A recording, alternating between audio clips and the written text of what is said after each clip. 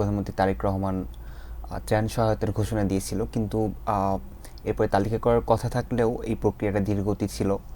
দেন আমরা যখন দেখলাম তালিকা হইল, তখন সেখানে নানা অনিয়ম, দুর্নীতির অভিযোগ, স্বজনপ্রীতির অভিযোগ। দেশের খাদ্য গুদাম সংকটের মানে সংকট দেখিয়ে খাদ্য অধিদপ্তর খাদ্য গুদামের সক্ষমতা বাড়ানোর জন্য একটা প্রকল্প প্রস্তাব, রিটার্ন অন অ্যাসেট যেটিকে বলা হয়, যে প্রতি বছর তারা কী পরিমাণ রিটার্ন জেনারেট করে তাদের হাতে থাকা অ্যাসেটের বিপরীতে, এটি -5 পয়েন্ট সামথিং, ওয়েদার ইন্ডিয়াতে এটি 10% কাছাকাছি।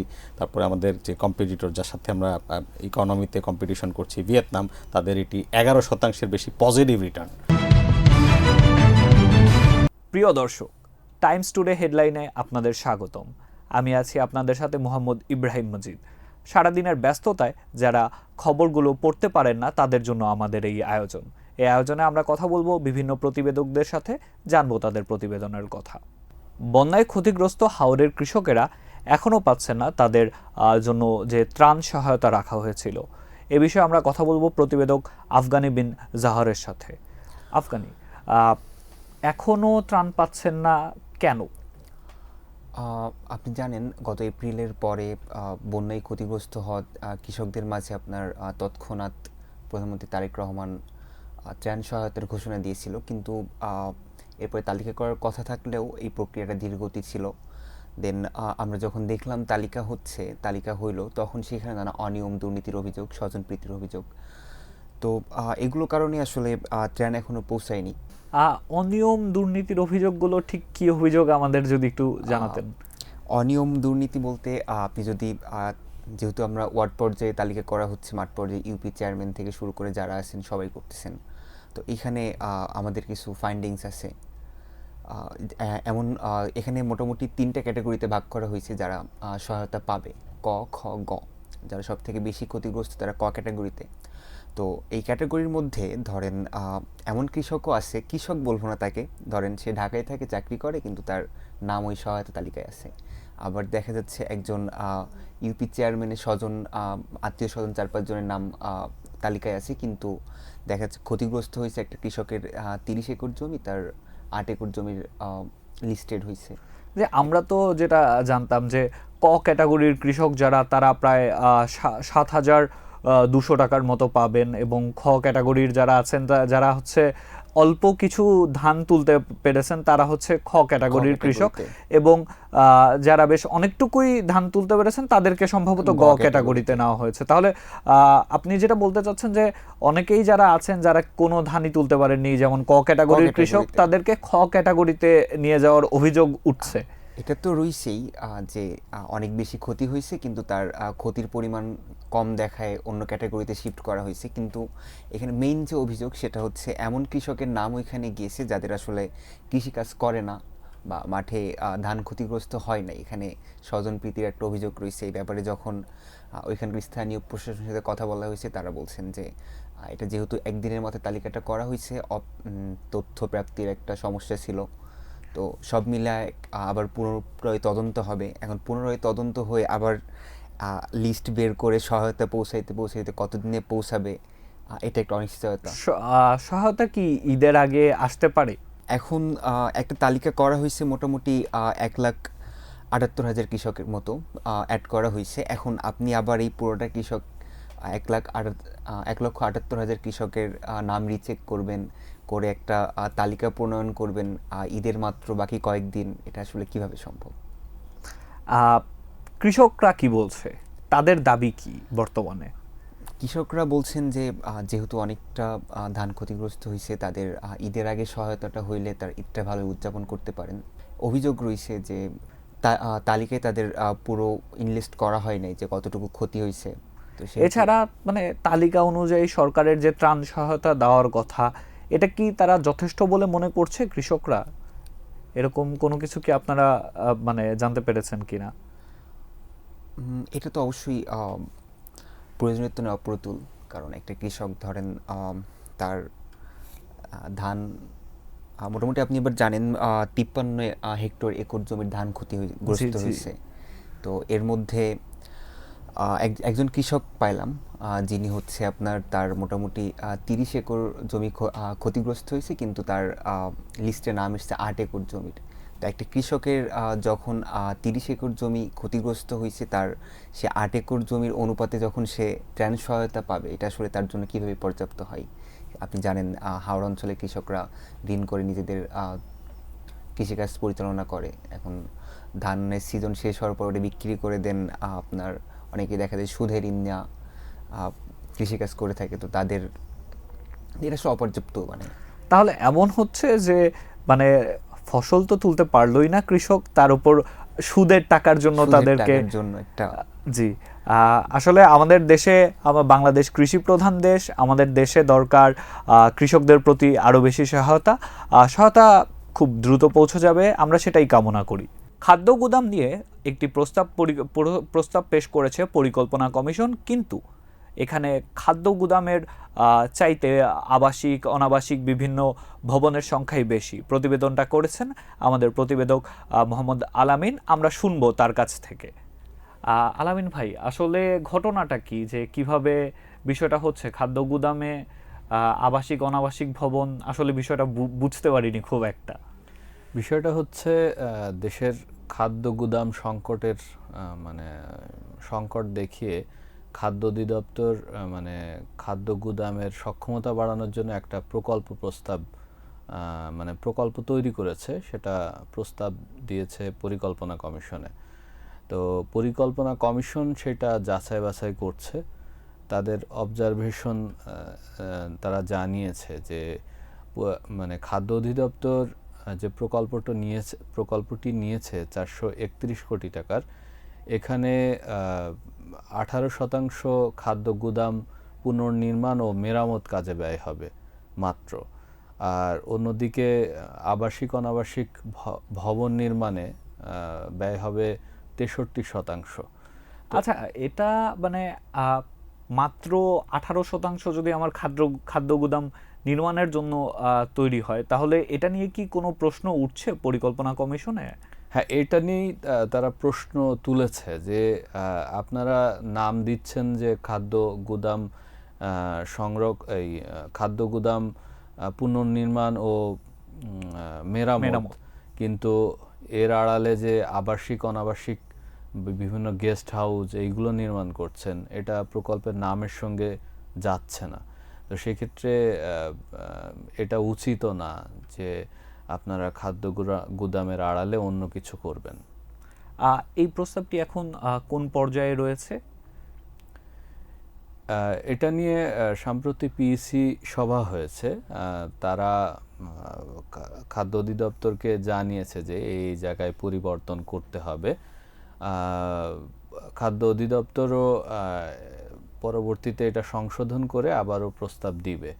এ বিষয়ে খাদ্য অধিদপ্তরের সঙ্গেও আমি কথা বলেছি। ওনারা যেটা বলেছে যে আসলে নামের ক্ষেত্রে তারা ভুল করেছে, এটা তারা সংশোধন করবে। আর মানে খাদ্য গুদামের খরচের বিষয়টা বলছে তারা যে খাদ্য গুদামের পাশাপাশি ভবন নির্মাণও তাদের প্রয়োজন, কারণ খাদ্য গুদামের আশেপাশে যে ভবনগুলো থাকে তাদের মানে কর্মচারীরা থাকার জন্য আবাসন দরকার আছে। বিভিন্ন রাষ্ট্রায়ত্ত প্রতিষ্ঠানের হাতে রয়েছে জিডিপির প্রায় 17% সম্পদ, কিন্তু এই রাষ্ট্রায়ত্ত প্রতিষ্ঠানগুলো প্রতি বছর সরকারকে জিডিপির 1.7% পরিমাণ ক্ষতির সম্মুখীন করছে, যার চাপ পড়ছে রাষ্ট্রীয় কোষাগারে। এ বিষয়ে ওয়ার্ল্ড ব্যাংকের একটি ডাটার উপর স্টাডি পাবলিশ করেছে পলিসি রিসার্চ ইনস্টিটিউট PRI। এ নিয়ে আমরা কথা বলবো মাহফুজুল্লাহ বাবুর সাথে। বিষয়টা আসলে কিভাবে মানে দেখছেন এক্সপার্টরা? তারা বলছেন এটি আনসাস্টেনেবল, যে এক কথা আপনি যেটি যথার্থই যে অ্যাসেট তাদের হাতে যে পরিমাণ আছে সেটি দিয়ে শুরু করেছেন, যে রিটার্ন অন অ্যাসেট যেটিকে বলা হয়, যে প্রতি বছর তারা কি পরিমাণ রিটার্ন জেনারেট করে তাদের হাতে থাকা অ্যাসেটের বিপরীতে, এটি -5 পয়েন্ট সামথিং। ওয়েদার ইন্ডিয়াতে এটি 10% কাছাকাছি। তারপরে আমাদের যে কম্পিটিটর, যার সাথে আমরা ইকোনমিতে কম্পিটিশন করছি, ভিয়েতনাম, তাদের এটি 11% বেশি পজিটিভ রিটার্ন। তার মানে তার হাতে 100 টাকার সম্পদ থাকলে সে 11 টাকা প্রতি বছর প্রফিট করছে। ওয়েদার আমাদের এখানে এটি হচ্ছে, এবং টাকার অঙ্কে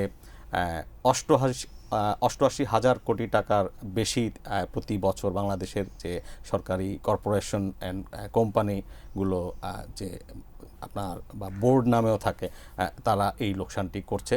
এবং দেখা যাচ্ছে যে এই লোকসানের কিন্তু এগুলো আসলে জনসেবা বা নানান জনগুরুত্বপূর্ণ বিষয়ের সাথে সম্পর্কিত বিধায় তাদেরকে একটি প্রাইভেট কোম্পানি হলে হয়তো এতদিনে সেগুলো বন্ধ হয়ে যেত আপনার, যে কিন্তু সরকার দেখা যাচ্ছে তাদেরকে বাজেট থেকে প্রতি বছর টাকা দিয়ে দিয়ে তাদেরকে এই সেবাগুলো চালিয়ে রাখছে।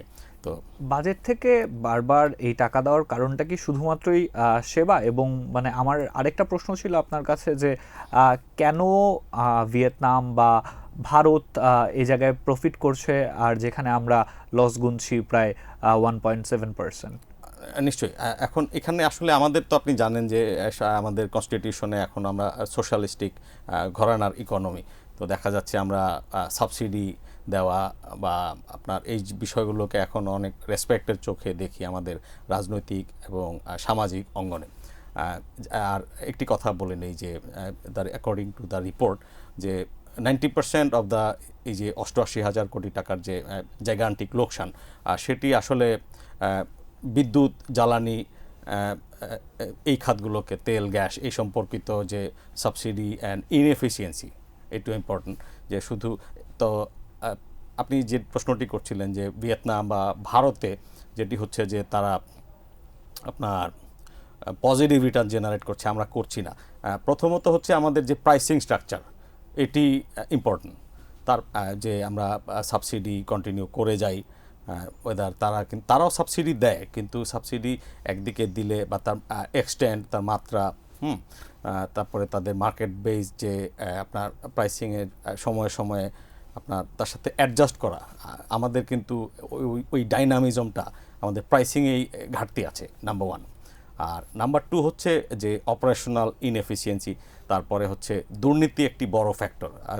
আপনিও নিজে একজন রিপোর্টার, আপনি জানেন যে কিভাবে এই বাংলাদেশ সরকারের প্রতিষ্ঠানের টাকা আপনার যে কি হয় দুর্নীতির মাধ্যমে ড্রেন হয়, এক। আর আরেকটি হচ্ছে যে আমলাতান্ত্রিক জটিলতা, এটিও ভয়ঙ্কর। আপনি দুর্নীতি যদি বন্ধও করে দেন, তারা যে সময় সিদ্ধান্তটি সময় মতো কতটা নিতে পারবে সেটিও কিন্তু সন্দেহ আছে। তাদের যে ডিসিশন মেকিং প্রসেস, তাদের যে বোর্ডের কনস্ট্রাকশন, তাদের যে এক্সিকিউটিভ স্ট্রাকচার, তাদের যে প্রফেশনালিজম, সব কিছুতেই কিন্তু সমস্যা আছে। অনেকগুলো আপনার যেটা দ্য সেম এই পরিমাণ অ্যাসেট, যে জিডিপি 17% পরিমাণ অ্যাসেট যদি আপনি বেসরকারি খাতের হাতে ছেড়ে দেন, তাহলে আপনি নিশ্চিত থাকেন যে এটি দাঁড়াবে যে তারা এই সম্পদের সঠিক সদ্ব্যবহার করে যে ওই একটি ডাবল ডিজিটের মতো কিছু একটা এনশিওর করতে পারবে। এখানে একটা ব্যাপার যে সরকার কিন্তু তাদের অনেকগুলো প্রতিষ্ঠানের প্রাইসিং যে আপনার যে বাই পলিসি ডিসিশন তারা ঠিক করে দেয়, তারপরেও তারা আপনার যে বেসরকারি খাত যদি সরকারের সাথে এই প্রাইসিংয়ের ভিতরেও গিয়ে আপনি দেখবেন যে এলপিজি তার প্রাইস কিন্তু নির্ধারণ করে দেয়। তো খুব মিসম্যাচের কিছু সময় ছাড়া বেশিরভাগ সময় কিন্তু তারা প্রফিট শো করতে পারে। তো আসলে স্ট্রাকচার অ্যান্ড অপারেশনাল যে এফিসিয়েন্সি, সেখানে ঘাটতি আছে নিশ্চয়ই। জি, এই যে আমরা সমস্যাগুলো দেখছি, যে structural problem, bureaucratic problem, efficiency, এগুলোকে কমব্যাট করতে বা এগুলো মিটিগেট করতে কি এই স্টাডিটা কোনো প্রকার পলিসি রিকমেন্ডেশন দিয়েছে? তা এই যে আসলে এটি রাষ্ট্রকেই চাইতে হবে যে আমি আমার এই তারা পলিসি রিকমেন্ডেশন দিয়েছেন যে এই অবস্থা চলতে দেওয়া যাবে না, একটাই। তো এটি আসলে সরকারকে সিদ্ধান্ত নিতে হবে যে আসলে আমরা এইভাবে চলতে পারি না, এইভাবে চললে। আর সবচেয়ে বড় কথা যে একটা সময় ছিল যখন আমাদের যে ফিসকাল প্রেশার কম ছিল, ডেট টু জিডিপি, সেটি কিন্তু আস্তে আস্তে বাড়ছে। আর সবচেয়ে বড় কথা যে সরকারের যে ঋণ, সেটি বাড়ছে, এবং আমরা এখন কিন্তু খরচ বাড়ছে, সেই তুলনায় কিন্তু রাজস্ব আসছে না। যে আপনি জানেন যে ডেট টু জিডিপি রেশিও 7-এর নিচে নেমে গেছে, যেখানে কিনা অন্যান্য দেশে আমাদের প্রতিবেশী দেশগুলোতে ওইটি 9, 10, 11, 12 এটি আনসাস্টেনেবল। রাজস্ব বাড়াতে না পারলে সরকারকে আরও ধার করতে হবে, সেই ঋণের টাকা মেটাতে আরও ধার করতে হবে।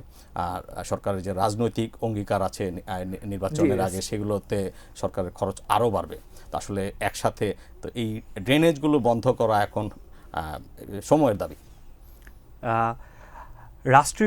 রাষ্ট্রায়ত্ত যেসব প্রতিষ্ঠান রয়েছে সেগুলো এখন কি পর্যায়ে যায়, এই স্টাডিটাকে সরকার কতটুকু পলিটিক্যাল উইলিংনেসের সাথে নেয়, সেটাই এখন আমাদের দেখার বিষয়। ধন্যবাদ Thank you. আপনাকে।